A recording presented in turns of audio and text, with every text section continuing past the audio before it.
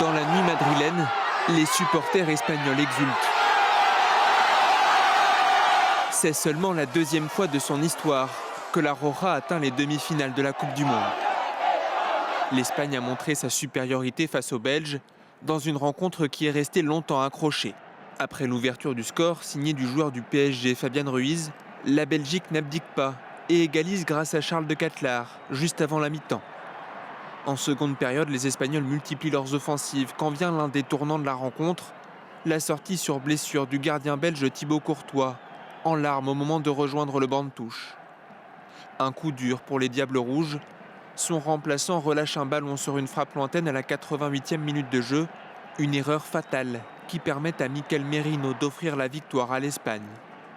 Ils affronteront la France en demi-finale le 14 juillet pour un des chocs de cette Coupe du Monde entre la meilleure attaque du mondial, celle des Bleus, et la meilleure défense, l'Espagne qui n'a encaissé qu'un seul but depuis le début de la compétition. Je pense que depuis le début de la Coupe du Monde, tout le monde attend ce match avec impatience. Nous, on l'attend avec beaucoup d'impatience. À mon avis, nous sommes les deux meilleures équipes de la Coupe du Monde, mais bon, on n'a pas peur. Je pense que si quelqu'un peut affronter la France avec confiance, c'est bien nous. L'Espagne est sortie victorieuse de ses deux dernières confrontations contre l'équipe de France.